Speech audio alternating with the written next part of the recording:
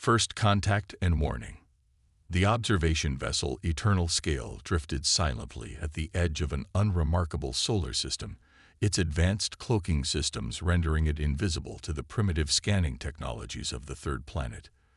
Fleet Commander Cesare Neve stood on the command deck, her scaled hands clasped behind her back as she studied the holographic display. "This planet is perfect," she said, her slit pupil eyes narrowing in satisfaction. "The atmosphere is compatible, resources are abundant, and the dominant species appears to be pre-interstellar." Science Officer Threll approached with a datapad. "The humans are unusual, Commander." "Unusual how?" Neve turned her head, the emerald scales along her neck catching the light. "They're extraordinarily adaptable," Threll said, tapping the screen. "Look at their technological development curve. They've gone from primitive flight to rudimentary space exploration in less than a century." Neve's forked tongue flicked out dismissively. "Every species experiences growth spurts. The Saurian Empire has conquered dozens of worlds with similar profiles." "There's more," Threll insisted. "Their warfare history is disturbing. They've been at constant war with themselves since their earliest records. They've developed thousands of weapons designed specifically to kill each other with remarkable efficiency." Neve examined the data, her tail swishing thoughtfully behind her. "Interesting, but ultimately irrelevant. Their weapons are crude, their space capabilities minimal. They'll make suitable subjects for the Empire. They also detected our probes despite our stealth technology," Threll added quietly. "They're already preparing." Neve clicked her teeth in amusement. "Let them prepare. The outcome remains inevitable." 3 weeks later, in the United Nations headquarters in Geneva, emergency sessions had been running continuously since the undeniable confirmation of alien craft in Earth's vicinity. Representatives from every nation huddled around tables laden with reports, satellite images, and contingency plans.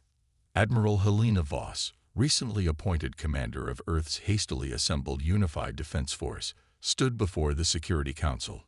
Her normally immaculate uniform showed signs of strain after 72 hours without sleep. "The aliens have responded to our communication attempts," she announced. "They call themselves the Saurian Empire. They've agreed to send a diplomatic delegation to discuss terms of integration." Integration. The Chinese representative's voice was sharp, not cooperation or alliance. Their wording was specific, Voss confirmed grimly. "Intelligence suggests this is their standard approach before conquest." Ambassador Lai Chen, a slight man with silver hair and piercing eyes, raised his hand. "I volunteer to lead our delegation." "Ambassador Chen," the Secretary General said, "you understand this may be a suicide mission." Chen smiled thinly. "I spent 40 years in diplomacy. If anyone can read these Saurians, it's me. And if diplomacy fails, I wish to deliver humanity's message personally." 2 days later, aboard the massive Saurian command ship now in orbit above Earth, Ambassador Chen stood alone before the Saurian Imperial Council. 7 tall, reptilian aliens regarded him with what he interpreted as contempt, though human eyes struggled to read Saurian expressions. "We appreciate your willingness to meet," Chen said, his voice calm despite the armed guards flanking him. High Commander Skor, the largest of the Saurians, leaned forward. His translator converted his hissing speech to English. "We know why you're here, human. To negotiate the terms of your submission. The Empire accepts." Chen shook his head. "I'm not here to surrender. I'm here to extend friendship, or failing that, to give you a warning." A ripple of hissing laughter spread through the council. "A warning?" Skor's translator couldn't hide the mockery in his tone. "Your species hasn't mastered basic antimatter containment. Your weapons are primitive. Your ships barely reach your own moon." "Technology isn't everything," Chen replied evenly. "Humans possess something you may not understand." Vice Commander Seleth, smaller than Skor, but with more alert eyes, shifted forward. "And what might that be, Ambassador?" "Adaptability," Chen said simply. Humans don't accept conquest. We've studied your communications. We know you've subjugated other worlds. But humans are different. He stepped closer to the council table, causing the guards to tense. We seek friendship, but if threatened, humanity will defend itself without mercy or restraint. There won't be surrender. There won't be acceptance. If you attack Earth, humans will fight until either you or we are completely destroyed. Score rose to his full height, nearly 3 meters tall. Bold words from a primitive species. Your courage is noted but misplaced. Chen met his gaze steadily. This isn't courage. It's a simple fact. Humanity has spent its entire history fighting itself. Our technology may lag behind yours, but our capacity for warfare is unmatched. We've perfected killing for thousands of years. Selith's tongue flicked out, tasting the air. Our intelligence suggests humans are divided. You have nations, factions, different loyalties. True, Chen nodded, but there's one thing that always unites humans. A common enemy. If you attack, those divisions vanish. Score hissed to his fellow council members, not bothering with translation. Chen waited patiently until the alien turned back to him. Your warning is noted, Ambassador. You may return to your planet while the council deliberates. Chen nodded. Consider carefully. You won't get a second chance. After Chen's departure, the Saurian council chamber filled with hissing debate. Ridiculous posturing. Score dismissed. Every species threatens when first contacted. All eventually kneel. Vice Commander Selith activated a holographic display. The human wasn't entirely wrong about their history. These war statistics are concerning. They've had over 15,000 documented conflicts in their recorded history. Fighting among themselves proves nothing, said Council Member Zith. It's different when facing a superior force. Selith's head swiveled in disagreement. Our preliminary scouts report that humans detected our observation ships and have already begun adapting their defensive systems. They learn quickly. How much damage could they possibly do? Asked Score. Our shields are impenetrable to their primitive weapons. Unknown, admitted Selith. But their resource profile is ideal. Rare minerals, water, biological diversity. Perfect for our expansion needs. Score hissed decisively. The matter is simple. Earth is valuable. Humans are primitive. We take what we need, as we always have. And the warning? Asked Selith. Empty threats. Score dismissed.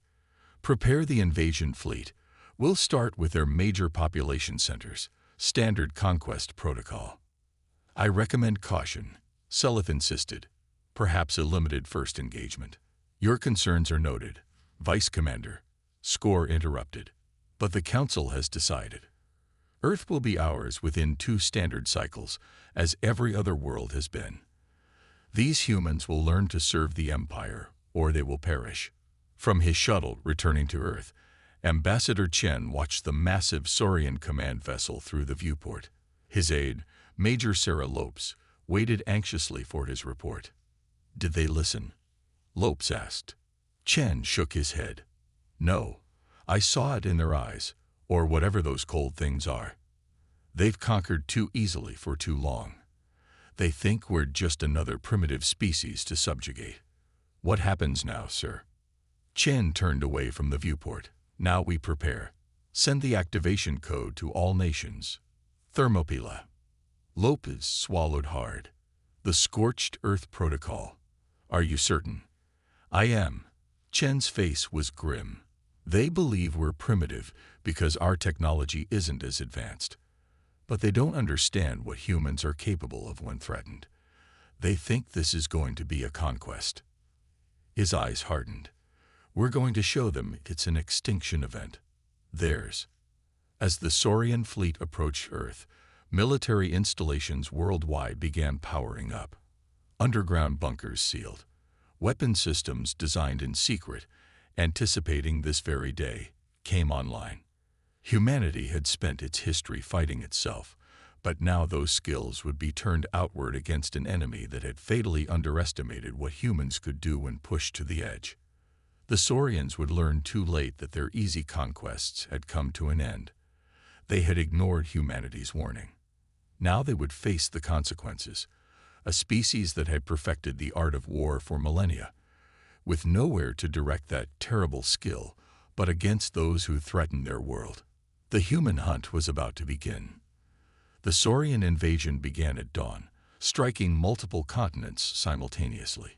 Their ships, sleek obsidian arrowheads larger than aircraft carriers, descended through Earth's atmosphere with a confidence born from dozens of successful conquests. Fleet Commander Nev watched from the command ship as the first wave approached North America. "Resistance appears minimal," reported her tactical officer. "Their primitive aircraft are attempting to intercept, but our shields are holding." Nev hissed in satisfaction. "As expected, begin the standard protocol. Target their military installations, then government centers." On her view screen, Saurian energy beams lanced down on human cities. Blinding green rays carved through buildings and defense installations. The first strikes hit Washington, Beijing, Moscow, and other capitals simultaneously.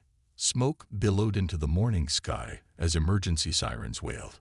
"Commander," said Communications Officer Zex, "we're picking up unusual signal patterns.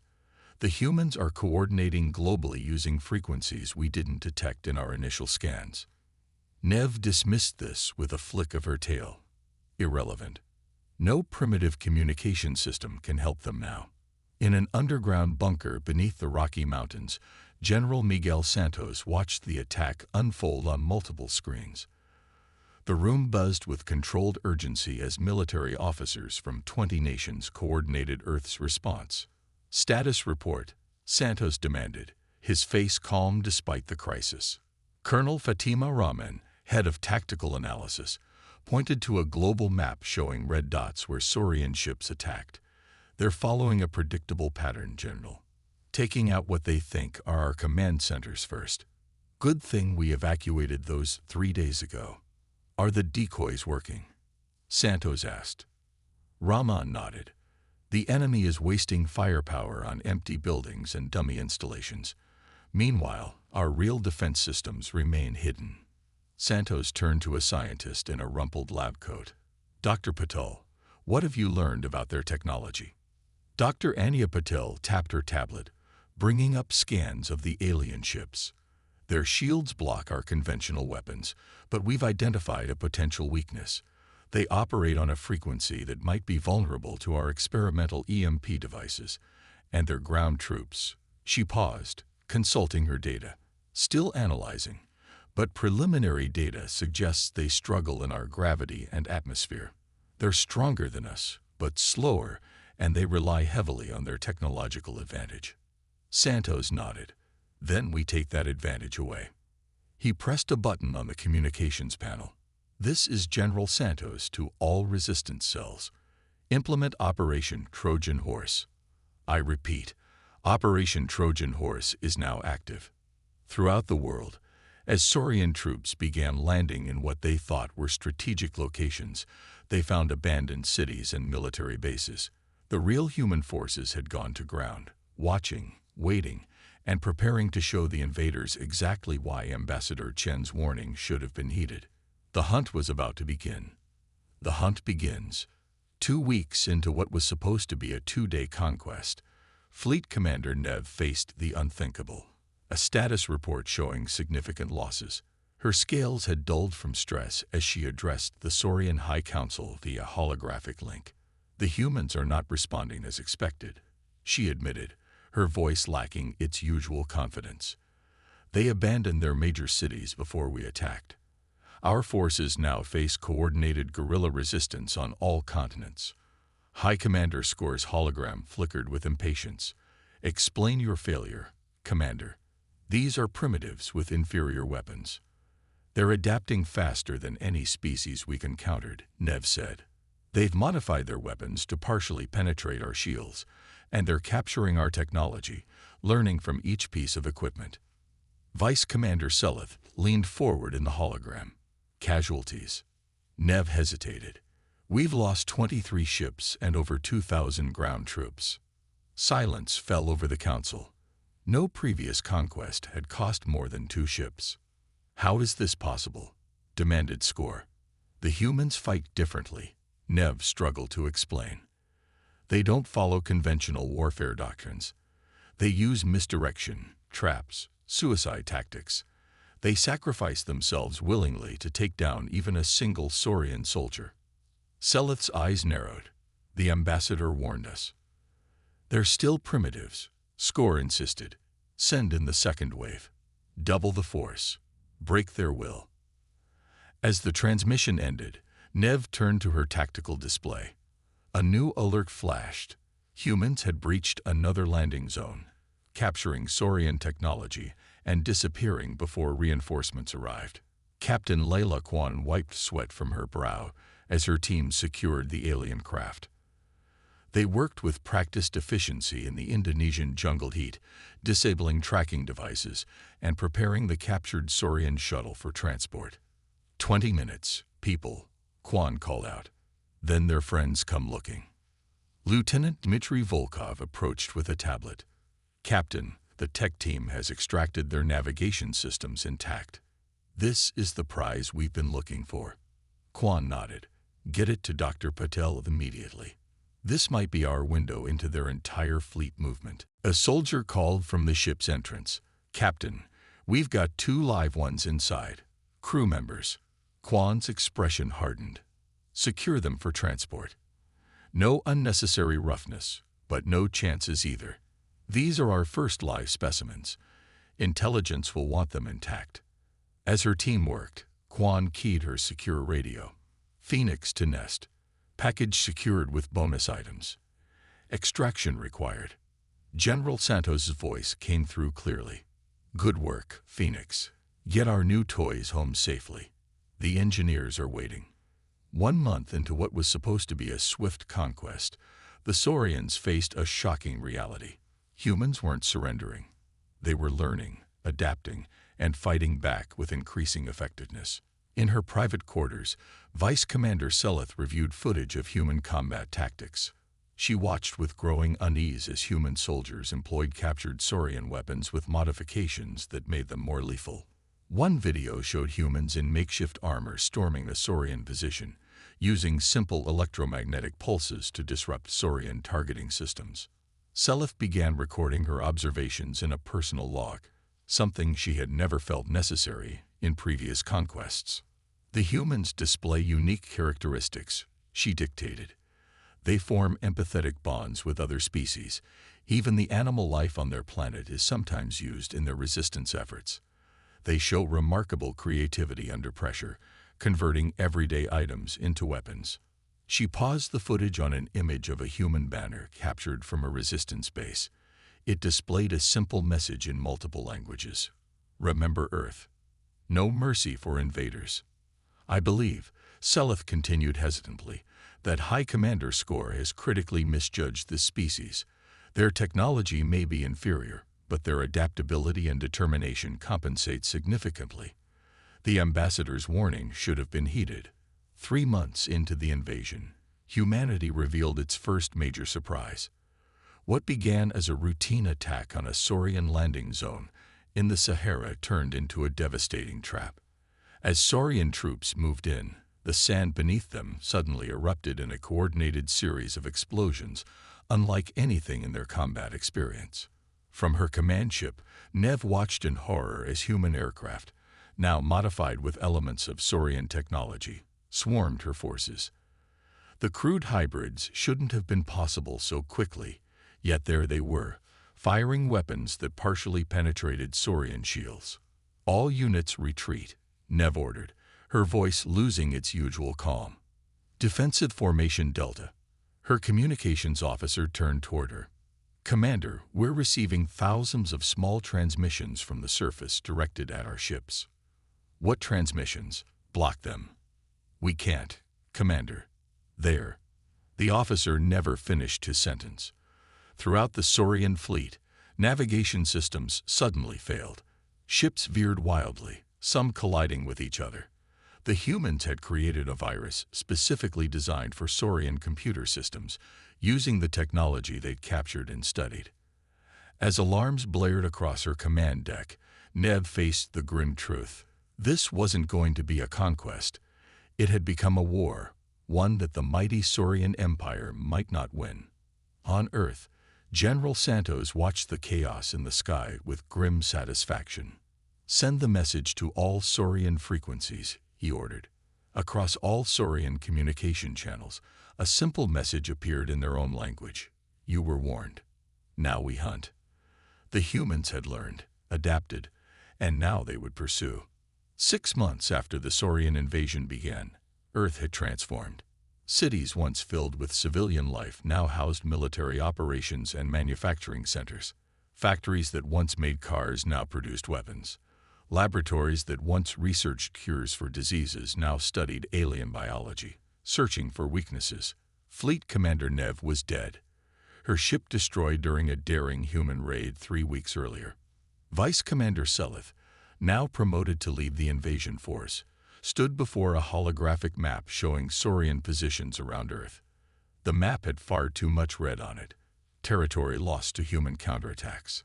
"Their adaptation rate is unprecedented," Selith told her officers. "They've reverse-engineered our shield technology, our weapon systems, even elements of our faster-than-light drive." "How is this possible?" asked Fleet Captain Zis, her scales rippling with agitation. "They were primitives just months ago." "They were never primitives," Selith replied quietly, "just less advanced technologically. Their minds work differently than ours. They improvise, take risks, try things no Saurian would consider." She clicked a control, bringing up footage of a recent battle. "They don't think like us. They think like predators." The footage showed human soldiers using modified Saurian weapons, moving in patterns that confused Saurian targeting systems. When Saurian troops adjusted, the humans immediately changed tactics. "High Commander Score still believes we can win through superior numbers," Selith continued. "I'm no longer certain. I sent a report recommending peace talks." Captain Zis's eyes widened in shock. "The Council will never agree. No Saurian force has ever retreated." "Then we may be the first," Selith said grimly, "because these humans aren't just defending anymore. They're hunting us." Admiral Jun Nakamura had never expected to command humanity's first space fleet. 6 months ago, he'd been a research physicist. Now he stood on the bridge of the Vengeance, a ship cobbled together from human and Saurian technology. Through the view screen, he watched as his fleet of 15 ships moved into position above Earth. "Status of Saurian forces," he asked his tactical officer. 27 ships in high orbit, Admiral," reported Commander Elena Sokolov. "They're maintaining defensive positions." Nakamura nodded. "And our new weapons. The phase disruptors are online. They've never been tested in actual combat, but the simulations are promising."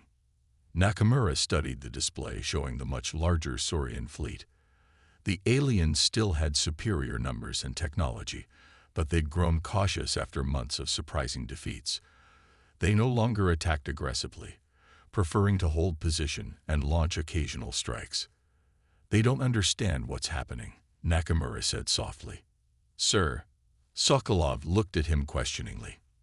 "They think this is still a war for territory," he explained. "It's not. This is Operation Mongoose." 8 months into the invasion, the unthinkable happened. A human fleet appeared not above Earth, but in orbit around Tav City, a key Saurian colony world. Using captured faster-than-light drive technology, Admiral Nakamura had led Earth's most daring counterattack directly into the heart of Saurian territory. In the Imperial Palace on the Saurian homeworld, High Commander Skor received the news with disbelief. "Impossible. They cannot have mastered void jump technology so quickly." The messenger lowered her head. "The reports are confirmed, Exalted One. Human ships have destroyed the orbital defenses of Nest World 3. Their ground forces are landing." For the first time in the 1,000-year history of the Saurian Empire, alien invaders had reached their territory.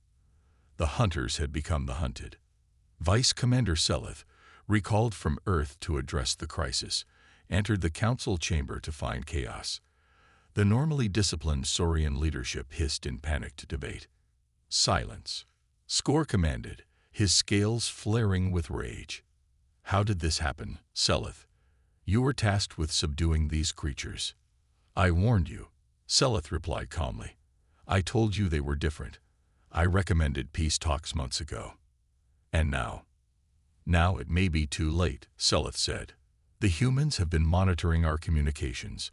They know our defenses, our weaknesses, and they've learned our technology faster than any species we've encountered. What do they want? Asked an elder council member, her voice quavering. To ensure we never threaten them again, Seleth said. Ambassador Chen made it clear from the beginning. They fight until total victory. We cannot surrender, Skor insisted. The Empire has never faced extinction before, Seleth interrupted. But that is what we face now. The humans are methodical. They don't just defeat, they annihilate. On the bridge of the Vengeance, now orbiting the Saurian colony world, Admiral Nakamura received a transmission from Earth. General Santos's face appeared on the screen. Operation Mongoose is a success, Admiral, Santos reported. The Saurian Council has requested immediate peace talks. Their terms? They have none. They're begging for survival. Nakamura nodded grimly. And our terms? Complete withdrawal from Earth space, full technological exchange, reparations for damages, and a permanent human presence in their government to ensure compliance. They'll never agree to the last demand, Nakamura said. Santos smiled thinly. They already have. It seems they finally understood Ambassador Chen's warning. We've convinced them that the alternative is extinction. 1 year after the Saurian invasion of Earth began, a solemn ceremony took place in Geneva. On the steps of the rebuilt United Nations headquarters, Ambassador Chen, now appointed as Earth's first galactic diplomat, stood beside Vice Commander Seleth as they signed the Treaty of Geneva. The terms were harsh but not vengeful. The Saurians withdrew all military forces from Earth space. They provided full access to their technology, accelerating human development by centuries. They accepted human observers in their government and military, and they agreed to formal apologies and reparations for the damage caused during the invasion. As the ceremony concluded, Seleth approached Chen privately. You tried to warn us, she said, her voice carrying genuine regret. We should have listened. Chen regarded her thoughtfully. Perhaps it was inevitable. Some lessons can only be learned through experience. Your species is terrifying, Seleth admitted. We've conquered dozens of worlds, and none fought back as you did. None learned our technology so quickly. None hunted us across the stars. Chen smiled slightly. Humans aren't naturally conquerors, Commander Seleth. We're survivors. We adapt. We learn. And we protect what's ours, fiercely. Will there ever be true peace between our people? Seleth asked. That depends, Chen replied. Have you learned the most important lesson? Never threaten humanity, Seleth said without hesitation. Chen nodded. Then yes, Commander, there can be peace, perhaps even friendship in time. Humans have an extraordinary capacity for forgiveness, matched only by our capacity for vengeance when provoked. As Seleth departed Earth for the Saurian homeworld, carrying the ratified treaty, news spread throughout the galaxy. Other spacefaring races, some who had observed the conflict from afar, reassessed their plans for expansion. The primitive blue planet called Earth had proven itself to be something unexpected, not an easy conquest, but the home of perhaps the most dangerous species yet encountered among the stars. A species that, when threatened, didn't merely fight back. They hunted. And they never, ever stopped until victory was absolute. The warning had been given. The lesson had been learned. And the galaxy would never be the same.